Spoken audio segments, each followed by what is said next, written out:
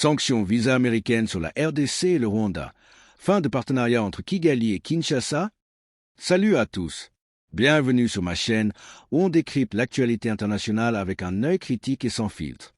Je suis CN et aujourd'hui, on plonge dans un sujet brûlant qui agite l'Afrique centrale. Les sanctions visa imposées par les États-Unis sur la République démocratique du Congo RDC et le Rwanda. Vous avez sûrement vu passer des titres comme « Les USA gèlent les visas pour 75 pays, dont la RDC et le Rwanda, ou tensions accrues entre Kigali et Kinshasa après les accusations américaines ». Mais qu'est-ce que ça veut vraiment dire? Est-ce la fin d'un partenariat déjà fragile entre ces deux voisins? Et surtout, quelles implications pour nous, en Afrique, et pour la stabilité régionale? D'abord, rappelons le contexte. La RDC et le Rwanda partagent une frontière longue et poreuse, marquée par des décennies de conflits. Depuis les génocides rwandais de 1994, des groupes armés comme les FDLR, Forces démocratiques pour la libération du Rwanda, se sont réfugiés en RDC, et Kigali accuse Kinshasa de les soutenir. De son côté, la RDC pointe du doigt le Rwanda pour son appui présumé au M23, un groupe rebelle qui sème la terreur dans l'Est congolais. Les États-Unis, sous l'administration Trump 2.0, ont décidé d'intervenir diplomatiquement, mais aussi avec des sanctions. En janvier 2026, Washington a suspendu le traitement des visas d'immigration pour les citoyens de 75 pays, dont la RDC et le Rwanda. C'est une mesure massive, liée à des préoccupations de sécurité nationale et d'immigration illégale. Mais attendez, ce n'est pas tout. Il y a aussi des sanctions ciblées sur des officiels rwandais pour leur rôle dans le conflit en RDC. Par exemple, en février 2025, les USA ont sanctionné James Kabarebe, un proche du président rwandais Paul Kagame, pour son soutien au M23. Et plus récemment, en décembre 2025, après la violation alléguée d'un accord de paix, le secrétaire d'État Marco Rubio a accusé le Rwanda de saboter la paix. Alors, ces sanctions visent signifient-elles que la RDC et le Rwanda ne sont plus des partenaires pour les USA? Ou est-ce une pression pour forcer un vrai dialogue? Dans cette vidéo, on va décomposer tout ça, le background historique, les détails des sanctions, les implications économiques et politiques, et je terminerai par une section d'analyse personnelle où je vous donne mon avis sans langue de bois. Si vous aimez ce genre de contenu, abonnez-vous, likez et activez la cloche pour ne rien rater. Allons-y. Pour comprendre ces sanctions, il faut remonter aux racines du problème. La RDC, immense pays riche en minerais comme le cobalt, le coltan et l'or, est depuis longtemps un théâtre de guerre proxy. Le Rwanda, petit mais dynamique, a toujours vu les Congolais comme une menace sécuritaire.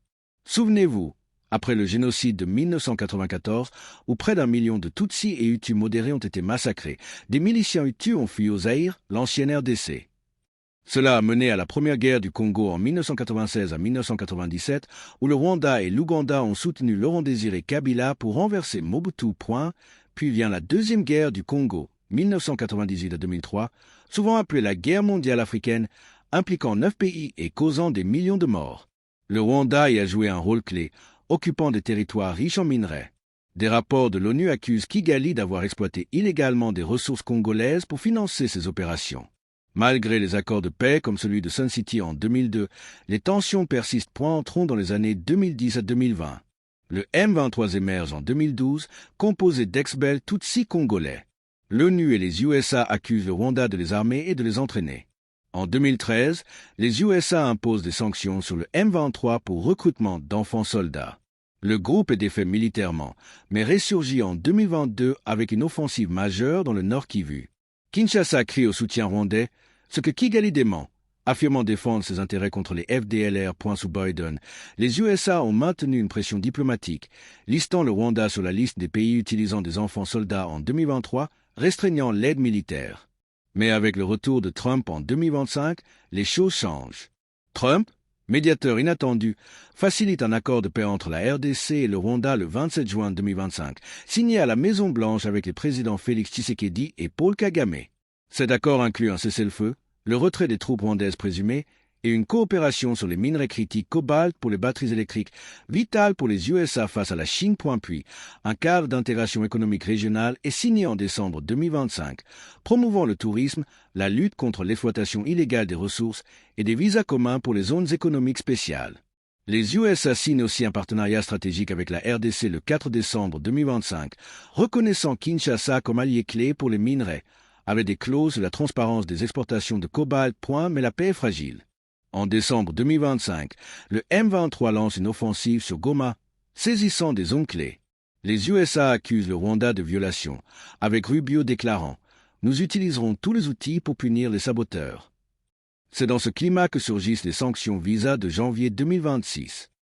Les détails des sanctions visa américaines. Passons aux faits concrets.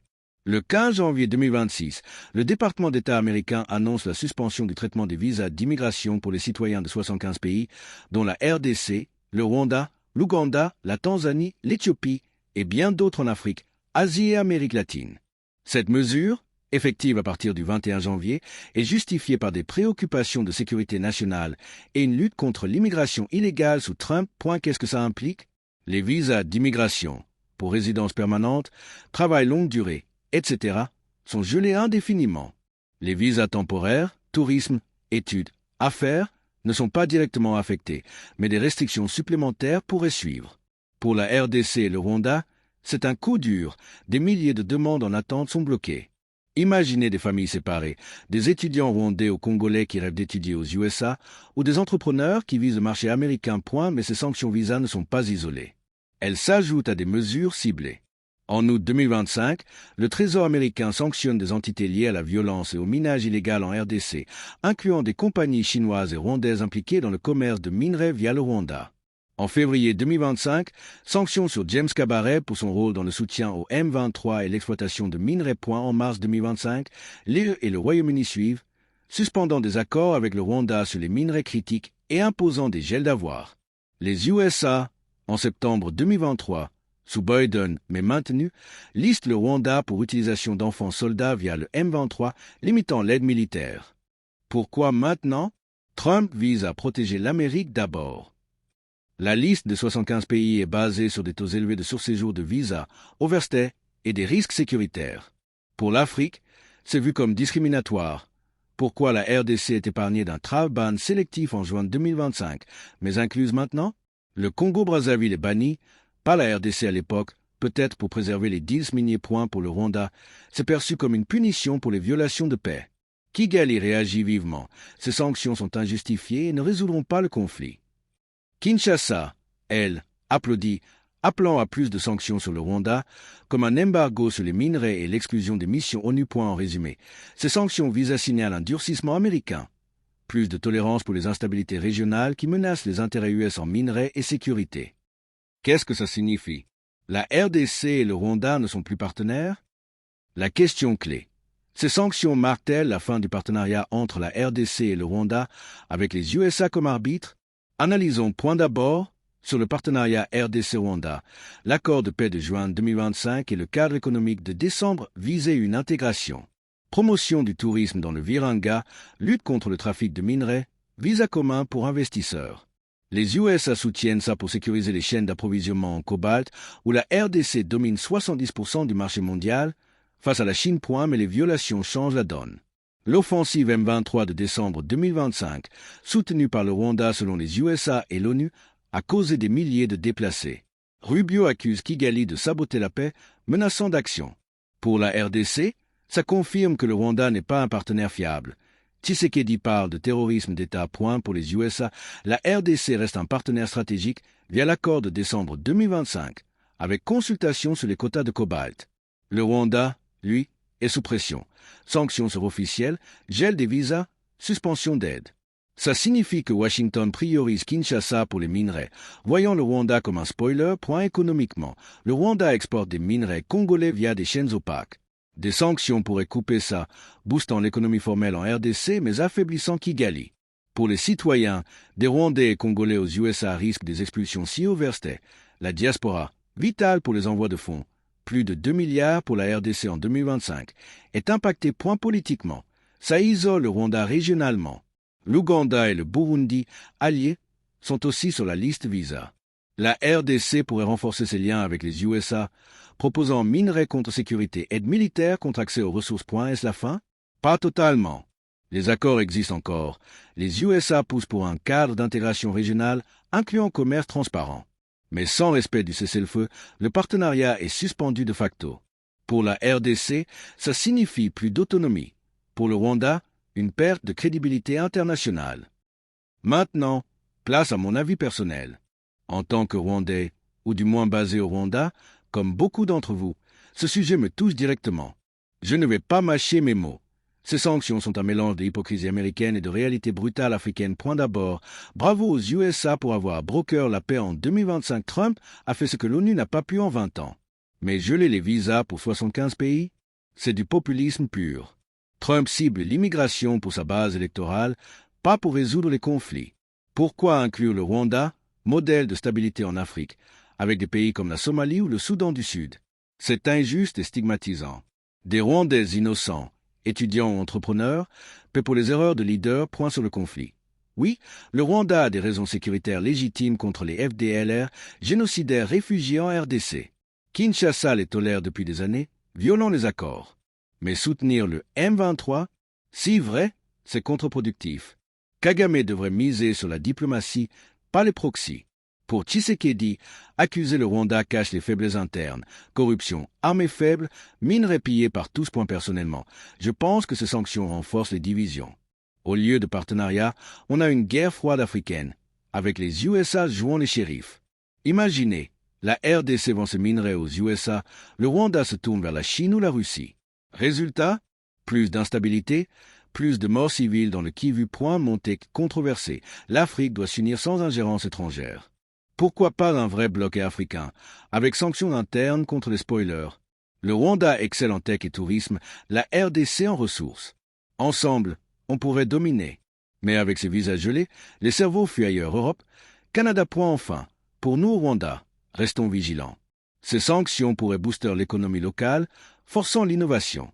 Mais si ça escalade, risque de récession. Mon conseil, dialogue, pas guerre. Kagame et Tshisekedi, asseyez-vous sans Trump.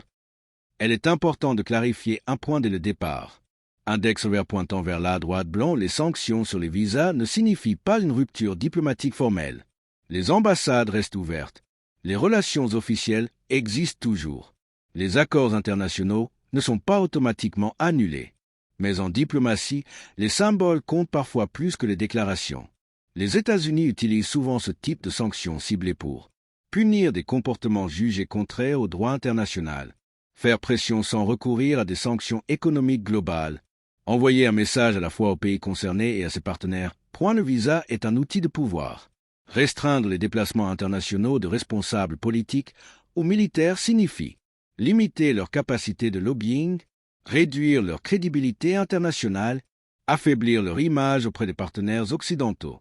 Dans le cas du Rwanda et de la RDC, le contexte est clair. Index vert pointant vers la droite blanc, le conflit persistant à l'est de la RDC. Index vert pointant vers la droite blanc, les accusations de soutien au M23. Index vert pointant vers la droite blanc, l'échec des processus régionaux de paix. Washington envoie donc ce message. Nous ne pouvons plus faire comme si de rien n'est. Une relation historiquement complexe.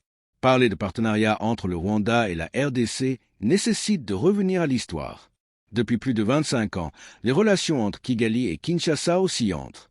Coopération sécuritaire, méfiance stratégique, conflits indirects, accusations mutuelles. Officiellement, les deux pays se reconnaissent comme États souverains. Mais sur le terrain, notamment à l'est de la RDC, la réalité est bien plus. Trouble point à plusieurs reprises, la RDC et le Rwanda ont affirmé coopérer contre les groupes armés, contre les FDLR, pour la stabilité régionale. Mais en parallèle, les accusations de soutien rwandais au M23 persistent, renforcées par des rapports onusiens, des témoignages locaux, des mouvements militaires observés. Cela crée une situation paradoxale. Index vert pointant vers la droite blanc, peut-on être partenaire officiel et adversaire indirect sur le terrain? Les sanctions américaines semblent répondre clairement. Index vert pointant vers la droite blanc, non, pas sans conséquence.